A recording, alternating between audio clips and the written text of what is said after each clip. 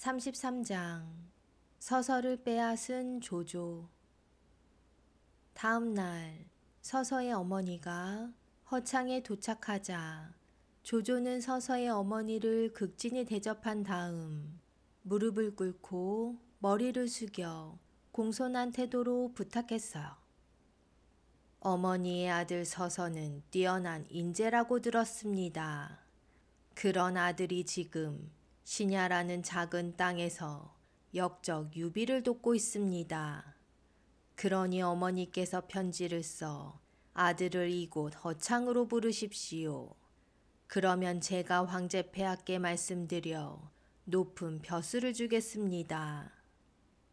조조의 말을 듣고 있던 서서의 어머니는 차분한 목소리로 물었어요. 유비는 어떤 사람이요? 조조가 눈을 희번덕거리며 대답했어요. 유비는 돗자리를 짜서 팔아먹고 살던 천한 사람입니다. 겉으로는 인자하고 너그러운 척하지만 뱃속은 시커먼 역적놈입니다. 조조의 말을 잠자코 듣고 있던 서서의 어머니는 자리에서 벌떡 일어나 고래고래 소리 지르기 시작했어요. 이 거짓말쟁이 같으니 유비라면 천하가 다 아는 중직한 신하이다.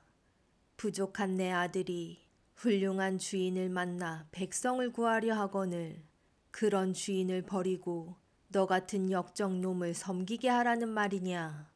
말도 안 되는 소리.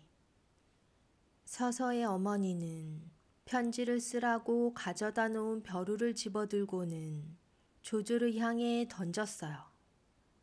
바닥에 납작 엎드려 있던 조조는 자신을 향해 날아오는 벼루를 피하고는 바닥에서 벌떡 일어나 온몸을 부르르 떨기 시작했어요. 이 노인네가 미쳤구나. 정신 나간 이 노인네를 당장 끌어내 목을 쳐라. 조조의 명령에 정욱이 달려와 조조를 말리며 속삭였어요. 참으십시오. 지금 장군께서 서서의 어머니를 죽이시면 서서는 평생 우리와 원수가 되어 유비를 도울 것입니다.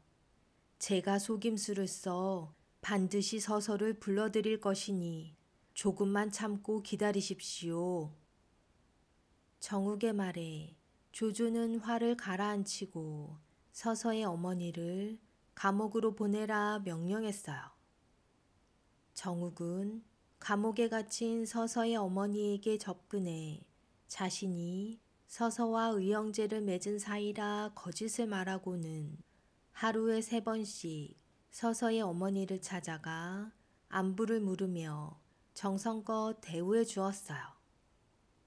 또한 매일같이 좋은 음식을 보내며 맛있게 잡수시라는 편지를 보내니 서서의 어머니 또한 정욱에게 감사의 글을 써보냈어요.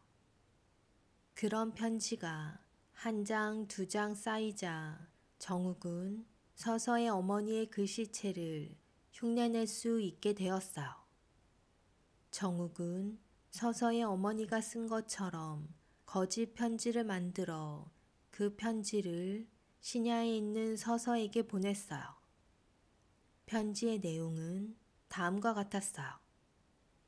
아들아, 지난번 네 동생이 죽은 후 나는 의지할 곳이 없어 홀로 힘들게 살아가고 있었다.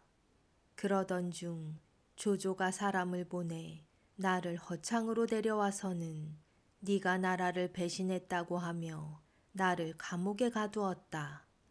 다행히 네 친구 정욱의 도움으로 하루하루 살아가고 있지만 네가 허창으로 오지 않는다면 나를 죽이겠다고 하니 이 일을 어찌하면 좋으냐.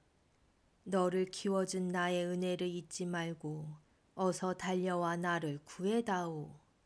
그런 다음 우리 둘이 고향으로 내려가 농사나 지으며 살자꾸나. 어머니의 편지를 읽은 서서의 눈에 굵은 눈물이 하염없이 흘러내렸어요. 서서는 곧바로 유비를 찾아가 편지를 꺼내 보이며 힘겹게 입을 열었어요. 늙으신 어머님이 조조에게 잡혀 감옥에 계시니 제가 가지 않으면 어머니는 살아날 길이 없습니다. 유비 장군과 같은 훌륭한 주인을 만나 평생을 섬기려 했지만 어쩔 수 없이 어창으로 떠나야 할 것 같습니다. 서서의 말에 유비는 애써 서서를 위로했어요. 어머니를 구하러 달려가는 것이 자식된 도리가 아니겠소. 내 걱정은 말고 어서 달려가 어머니를 살리도록 하시오. 하지만 이렇게 갑자기 헤어지는 것은 섭섭하니 오늘 하루만 더 이곳에서 머물고 내일 아침 일찍 떠나도록 하시오. 유비는 눈물을 흘리며 서서의 손을 꼭 부여잡았고 서서는 가만히 고개를 끄덕였어요. 그날 밤 서서가 허창으로 떠난다는 소식을 들은 송건이 유비를 찾아왔어요. 서서를 보내면 절대 안 됩니다. 서서는 뛰어난 재주를 가지고 있을 뿐 아니라 우리의 장점과 단점을 모두 꿰뚫고 있습니다. 그런 서서를 조조에게 보낸다면 조조는 큰 힘을 얻게 되지만 우리는 위험해질 것입니다. 서서를 보내지 않는다면 서서는 조조를 원수로 여기고 평생 우리에게 충성을 다할 것이니 그를 보내지 마십시오. 맞는 말이었어요. 하지만 유비는 그럴 수 없었어요. 한 사람의 어머니를 죽인 대가로 그 아들을 쓰는 것은 의롭지 못한 일이다. 차라리 내가 죽을지언정 그리할 수는 없다. 단호한 유비의 대답에 송건은 답답한 마음이 들었지만 의로운 유비의 태도에 부끄러운 마음도 들었어요. 송건이 물러간 후 유비는 서서를 불러 술을 권했어요. 하지만 서서는 고개를 가로저었어요. 조조에게 붙잡혀 있는 어머니를 생각하면 목이 메어 술을 넘길 수 없습니다. 서서의 말에 유비도 술잔을 내려놓으며 슬픈 목소리로 말했어요. 그대가 떠난다 생각하니 나 역시 술맛이 쓸 것 같소. 두 사람은 술상을 사이에 두고 술은 입에도 대지 않은 채 밤을 꼬박 새웠어요. 다음 날 신야성의 모든 장수와 신하들이 성 밖으로 나와 서서에게 예의를 갖추어 인사했어요. 유비는 서서의 손을 부여잡으며 아쉬운 작별의 인사를 건넸어요. 그대와 나의 인연이 이것밖에 안 되는 것도 하늘의 뜻이라 생각하오. 부디 나를 떠나더라도 새 주인을 섬겨 세상의 이름을 떨치길 바라오. 서서의 두 눈에 하염없이 눈물이 흘렀어요. 제가 떠나는 것은 어머니를 살리기 위해서이지 다른 뜻은 없습니다. 제가 조조에게 가더라도 그에게 도움이 되는 일은 절대 하지 않을 것입니다. 서서는 장수와 신하들을 향해 말을 이었어요. 여러분은 유비 장군을 잘 모셔 역사의 길이 이름을 남기시길 바랍니다. 그렇게 서서가 탄 말이 발걸음을 떼기 시작하자 멀어지는 서서의 모습을 보고 있던 유비의 두 눈에 눈물이 흘렀어요. 서서가 가는구나. 그때 멀어져 가던 서서가 말머리를 돌리고는 유비에게로 달려왔어요. 아참, 깜빡 잊은 게 있습니다. 한달음에 유비에게로 달려온 서서가 가쁜 숨을 몰아쉬며 말을 이었어요. 이곳에서 멀지 않은 융중이라는 곳에 천하의 인재가 살고 있습니다. 그분이 봉황이라면 저 따위는 한낱 까마귀에 불과하니 유비 장군께서 만약 그분을 얻으신다면 천하를 가진 것과 다를 바 없을 것입니다. 유비는 문득 수경 선생에게서 들은 이야기가 생각났어요. 혹시 그분이 봉룡과 봉추 중 한 사람이 아니오? 서서가 반가운 얼굴로 대답했어요. 이미 알고 계셨군요.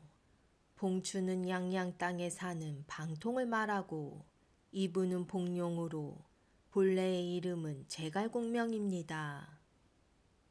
서서의 대답에 유비는 기쁨을 감출 수 없었어요. 오늘에서야 봉룡과 봉추를 제대로 알았소. 인재를 이리 가까이 두고도 몰라볼 뻔했구려. 고맙소. 그대는 떠나는 순간까지 나에게 큰 선물을 주는구려. 서서에게 많은 것을 의지했던 유비는 그가 떠나는 것이 무척이나 아쉬웠지만 수경 선생이 말한 봉룡을 만난다는 생각에 아쉬운 마음이 조금씩 사라졌어요. 신야를 떠난 서서는 산을 넘고 강을 건너 허창에 도착했어요. 서서가 온다는 소식을 듣고 마중을 나갔던 순욱과 정욱이 서서를 데리고 들어오자 조조는 밝은 미소와 함께 반갑게 그를 맞이했어요. 그대와 같이 의로운 선비가 어째서 유비처럼 보잘것없는 사람과 함께 했는지 모르겠소. 빈정대는 조조의 말투에 기분이 언짢아진 서서는 불편한 마음을 억누르며 대답했어요. 잠시나마 섬겼던 사람에 대해 더 이상 말하고 싶지 않습니다. 어머님이 조조 장군의 보호를 받고 계시다고 하니 자식된 사람으로 어머니를 돌보지 못한 점이 부끄러울 따름입니다. 눈치 빠른 조조는 자신에 대한 서서의 불쾌한 감정을 금세 눈치챘어요. 이제 그대가 어머니를 모시게 되었으니 그동안 못다한 효도를 다하면 될 것이오. 나 또한 그대의 가르침을 잘 따를 것이오. 서서는 조조에게서 물러나와 어머니가 계시는 곳으로 달려갔어요. 어머니, 아들이 돌아왔습니다. 이제 걱정 마세요. 아들의 목소리를 들은 서서의 어머니는 방문을 활짝 열어 젖히며 자신의 아들 서서를 보고는 화들짝 놀라 물었어요. 아니, 네가 어찌 여기에 있느냐? 서서가 밝아진 얼굴로 대답했어요. 어머님의 편지를 받고 신야 땅에서 이곳으로 달려왔습니다.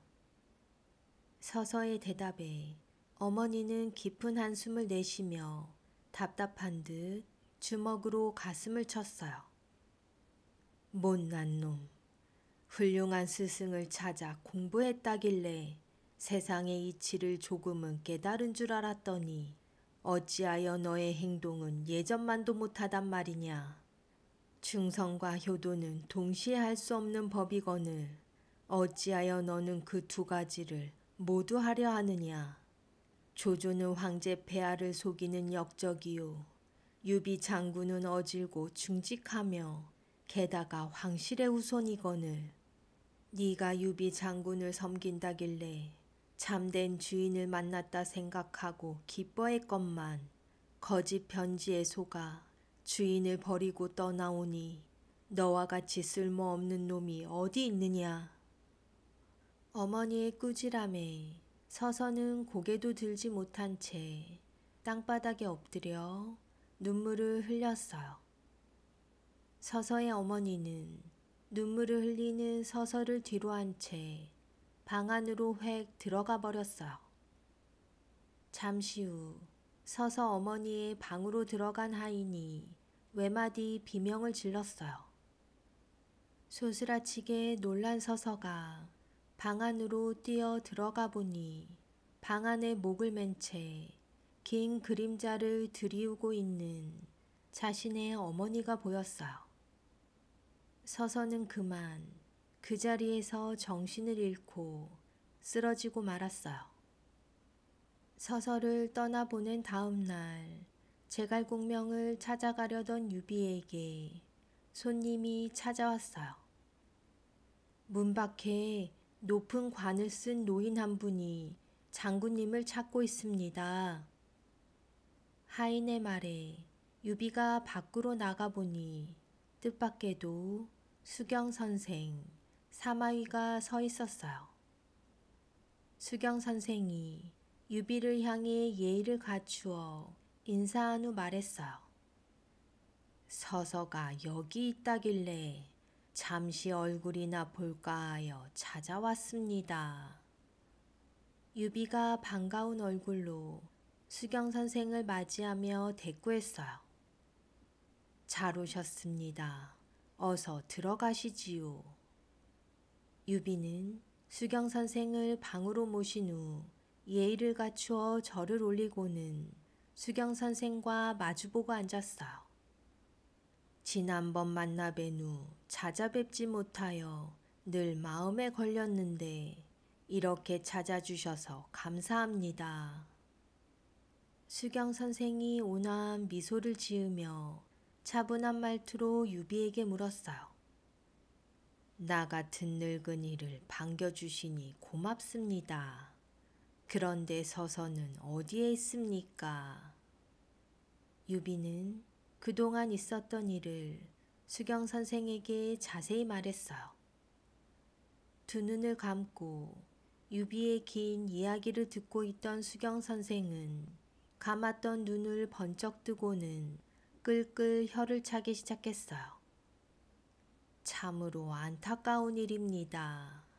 서서가 가지 않았더라면 그의 어머니는 살았을 것이지만 서서가 갔으니 그의 어머니는 분명 돌아가셨을 것입니다.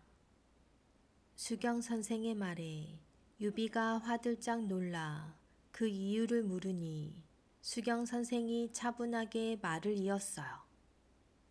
지혜로운 서서의 어머니가 아들에게 그런 편지를 보냈을 리 없습니다. 이는 분명 조조의 꾀에 속은 것이니 서서의 어머니는 아들을 보자마자 스스로 목숨을 끊어 아들이 조조에게 구속당하지 않도록 할 것입니다. 유비는 서서를 보낸 자신의 무능함을 한탄하며 수경 선생에 대해 다시 한번 감탄했어요. 서서가 떠날 때 제갈공명이라는 분을 추천해 주었는데 그분은 어떤 사람입니까? 수경 선생이 대답했어요. 그는 본래 최주평, 석광원, 맹공이와 함께 공부한 사람입니다. 지금 말한 세 사람도 보기 드문 인재들이지만 제갈공명은 그들보다 훨씬 뛰어나 항상 모든 일에 앞서 나갔지요. 한 번은 이 네 사람이 한 곳에 앉아 시를 읽고 있었습니다. 문득 제갈공명이 친구들을 가리키며 그대들은 벼슬길에 나가 충분히 출세할 것이네 라고 말했습니다. 그러자 친구들이 그렇다면 자네는 무엇이 되고 싶은가 하고 물으니 제갈공명은 아무 대답도 없이 빙그레 웃기만 했답니다. 유비가 두 눈을 반짝이며 물었어요. 아니, 왜 그랬답니까? 유비의 물음에 수경 선생이 은은한 미소를 지으며 대답했어요. 제갈공명은 출세 따위에는 관심이 없었습니다. 그는 항상 스스로를 관중과 아기에 빗대었는데 아시다시피 관중은 훌륭한 정치가였으며 아기는 뛰어난 장군이었습니다. 제갈공명은 이 두 사람의 장점을 모두 닮아 백성이 살기 편한 나라를 만드는 것을 바랬습니다. 유비는 의아한 표정으로 수경 선생에게 물었어요. 관중과 아기는 천하를 뒤덮고도 남을 큰 공을 세운 자들인데 스스로를 관중과 아기에 빗댄 것은 건방진 것이 아닙니까? 유비의 물음에 수경 선생은 날카로운 눈으로 유비를 바라보며 엄숙한 목소리로 대답했어요. 제갈공명이 스스로를 관중과 아기에 빗댄 것은 건방진 것이 아니라 겸손한 것입니다. 만약 나라면 제갈공명을 다른 두 사람과 비교했을 것입니다. 유비가 두 눈을 동그랗게 뜨며 물었어요. 그 두 사람은 누구입니까? 서서가 대답했어요. 강태공과 장자방이요. 유비는 서서의 대답에 놀라 벌어진 입을 다물지 못했어요. 강태공은 천하를 평정하고 주나라를 일으켰으며 장자방은 400년 역사의 기초를 닦은 신의 경지에 오른 인물이었기 때문이에요. 제갈공명이라는 사람이 그 정도입니까? 수경 선생은 날카로운 두 눈으로 유비를 바라보며 대답했어요. 그는 바람을 부르고 구름을 다스리는 사람입니다. 수경 선생의 말에 놀란 유비는 두근거리는 가슴을 진정시키지 못했어요. 수경 선생이 옷 모양새를 가다듬으며 말했어요. 서서도 없으니 이제 그만 가보겠습니다. 유비가 아쉬운 눈빛으로 수경 선생을 바라보며 말했어요. 조금 더 쉬었다 가시지요. 수경 선생은 유비를 뿌리치고 자리에서 일어나 혼잣말처럼 중얼거렸어요. 그대는 비록 주인은 만났으나 때를 잘못 만났으니 와룡이 안타깝구나. 와룡은 제갈공명을 가리키는 또 다른 이름이에요. 제갈공명의 집 가까이에 와룡강이라는 언덕이 있어 사람들은 제갈공명을 두고 와룡이라고 부르기도 했어요. 유비는 뜻을 알 수 없는 말을 중얼거리는 수경 선생의 뒷모습을 하염없이 쳐다보았어요. 수경 선생을 떠나보낸 다음 날 유비는 관우 장비와 함께 제갈공명을 만나기 위해 길을 나섰어요. 유비 삼형제가 유중이라는 곳에 이르렀을 때예요. 유비는 산기슭에서 밭을 매는 농부를 보자 말을 달려 농부에게 다가가 와룡 선생, 제갈공명이 사는 곳을 물었어요. 늙은 농부가 대답했어요. 저기 보이는 산을 넘으면 아트막한 언덕이 하나 있는데 그곳이 바로 와룡입니다. 그 언덕 위 숲이 우거진 산 속에 초가집이 한 채 있는데 거기가 바로 와룡 선생의 집입니다. 유비는 두근거리는 마음으로 발걸음을 재촉했어요. 늙은 농부가 가르쳐준 대로 산을 넘고 언덕을 오르자 나무가 우거진 숲이 보였어요. 푸른 소나무와 대나무 사이로 산짐승들이 노닐고 폭포가 물보라를 일으키는 시냇가에 맑고 깨끗한 물이 흐르니 참으로 아름다운 곳이었어요. 유비가 아름다운 풍경에 감탄하며 숲길을 따라가자 아담한 초가집이 보였어요. 유비가 초가집 문 앞에 서서 물었어요. 주인 계십니까? 유비의 목소리에 방문이 열리더니 어린 남자아이가 나왔어요. 볼이 붉은 남자아이가 물었어요. 어떻게 오셨습니까? 유비가 옅은 미소를 지으며 대답했어요. 나는 신야 땅을 다스리는 유비라는 사람인데 와룡 선생을 만나러 왔다. 선생님은 안에 계시느냐? 볼이 붉은 남자아이가 고개를 갸웃하며 대답했어요. 선생님은 나가시고 안 계십니다. 유비가 물었어요. 어디에 가셨느냐? 남자아이가 머리를 긁적이며 대답했어요. 그건 저도 모르지요. 그럼 언제 돌아오시느냐? 그것도 모릅니다. 3일 만에 오실 때도 있고 일주일이 지나 오실 때도 있습니다. 모처럼 방문한 것이 헛걸음이 되었구나. 이 일을 어찌하면 좋을까? 유비가 문 앞에 우두커니 서서 머뭇거리자 장비가 투덜댔어요. 형님, 없다는데 뭘 그러슈? 이제 그만 돌아갑시다. 하지만 유비는 좀처럼 발길을 돌리지 못하고 아쉬워했어요. 그러자 이번에는 관우가 나섰어요. 형님, 이번에는 돌아가고 다음에 사람을 시켜 계시는지 알아보고 다시 오는 것이 좋겠습니다. 그제서야 유비는 고개를 끄덕이며 볼이 붉은 남자아이에게 말했어요. 선생님이 돌아오시거든 유비가 찾아왔었다고 전하거라. 알겠느냐? 남자아이가 두 눈을 반짝이며 대답했어요. 네, 알겠습니다. 그렇게 유비는 떨어지지 않는 발길을 돌려 신야로 돌아갔어요.